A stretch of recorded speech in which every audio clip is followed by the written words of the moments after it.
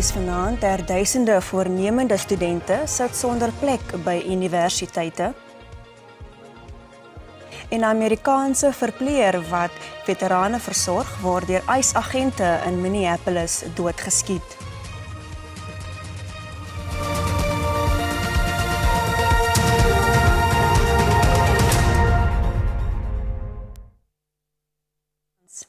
Slegs 'n breekdeel van duisende voornemende studente met universiteitstoelating kon plek kry by tersiêre instellings.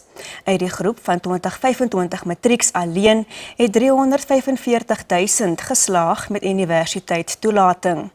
Die Universiteit van Johannesburg kon slegs 2,5% van aansoekers vir eerstejaarsplasing aanvaar en Noordwes Universiteit minder as 3%.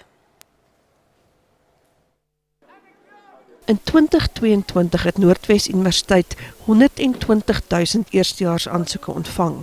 Binne slegs 4 jaar het dit met 350% toegeneem tot 420.000. Die universiteit kan slegs 11.800 eerstejaars op sy 3 kampusse behartig, 2,8% van aansoekers. It's a matter that is affecting South Africa as a whole. I was checking statistics. It's about 900,000 students that passed for 2025, and all universities combined, they can only cater for 200,000. So even with the Northwest University, the same story, the issue is capacity. Die verskil tussen die reuse aanvraag vir plekke en universiteite se onvoldoende aanbod is bloot 'n simptoom van 'n groter probleem. The Department of Higher Education and Training in itself has got to be proactive and look at the stats and make projections and look and decide on how these things are going to be solved by way of saying there's need for building more universities. Die Departement van Hoër Onderwys bepaal hoeveel eerstejaars elke universiteit moet aanvaar. Nog 'n gesamentlike begrafnisdiens is vandag in Sebokeng in die suide van Gauteng gehou vir 3 van die 14 leerlinge wat maandag in 'n botsing met 'n vragmotor in Vanderbijlpark was. Die 3 leerlinge is Tato, Moeki en Bokamoso Mokobo wat onderskeidelik in graad 12 en graad 8 in Hoërskool Vanderbijlpark was. Offense Jaden Vinger was in graad 1 by die Olivier Lodge Laerskool. We are determined to fix what needs to be fixed. I'm aware many of us are inclined to enter the transport system and request us to fix that system. Die toestand in die Nelson Mandela Bay Metro in die Oos-Kaap vererger na 'n 3de dag sonder kragtoevoer.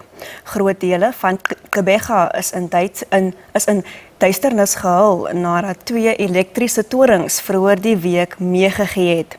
Die kragonderbrekings raak ook pompe by die metro se waterreservoirs en talle sakeondernemings het noodgedwonge gesluit. Die munisipaliteit sê hy werk onverpoost om die toevoer te herstel. Water outages, we are trying to find ways of lessening the consumption, and the areas that are still affected, your Gqeberha, Rowland Park and part of Greenbushes have been without water, but we are deploying trucks every day so that there's access to water, and we are of the view that we will find a solution. Na meer as 110 jaar van bedrywighede met die Nelson Mandela Bay Metro die Dierebeskermingsvereniging, oftewel die DBV, in Kariga in die Oos-Kaap beveel om sy perseel te ontruim. Dit volg nadat die DBV versuim het om 'n tender in te dien om die perseel aan te hou gebruik. Die DBV se kontrak het in Oktober verlede jaar geëindig.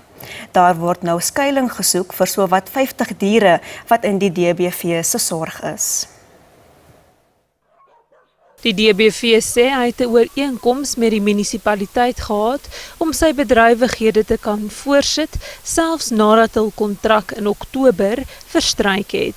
Die DBV het die week 'n 30 dae kennisgewing ontvang om die perseel te ontruim. Municipal statement that we did not put in a tender is quite correct, but obviously the reasons for it were because it was impossible. We felt the time frame was unreasonable.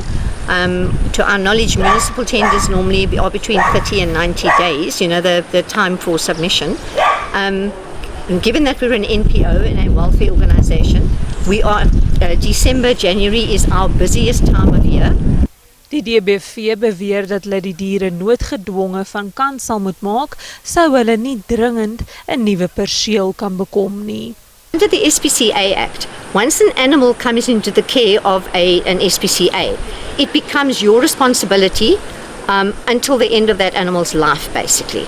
So we cannot, for that reason, we cannot just hand animals over to somebody else in the hope that their welfare is going to be taken care of. We can only guarantee that as a responsible curator of that animal if we do it ourselves.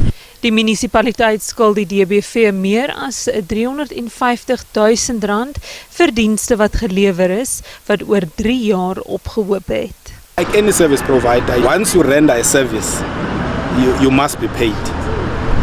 And at times there are delays when it comes to payment of service provider. It's not a new thing. It happens all over the municipality, in all departments. But what we can tell you is that the payments for the outstanding amounts is in the system and it should be paid anytime soon. And so that is something that we are aware of and it's got nothing to do with the contract. Die nuwe diensverskaffer sal na verwagting vir 6 tot 12 maande die perseel gebruik. Daarna sal 'n tender vir 'n 3-jaar kontrak geadverteer word. In Minneapolis, in die Amerikaanse staat Minnesota, neem spanning toe tussen immigrasie, bekend as ICE-agente, en Minnesota-owerhede nadat 'n tweede burgerlike dood geskiet is. Die Amerikaanse regering se weergawe van gebeure is teenstrydig met die van ooggetuies en selfoonbeeldmateriaal.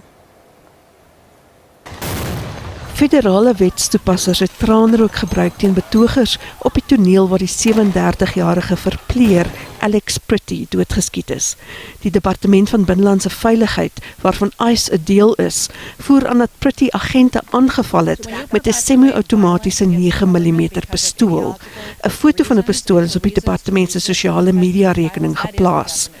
Ooggetuies, plaaslike wetstoepassers en selfoonmateriaal toon egter dat Pretty slegs 'n selfoon in sy hand gehad het waarmee hy vroeër agente afgeneem het.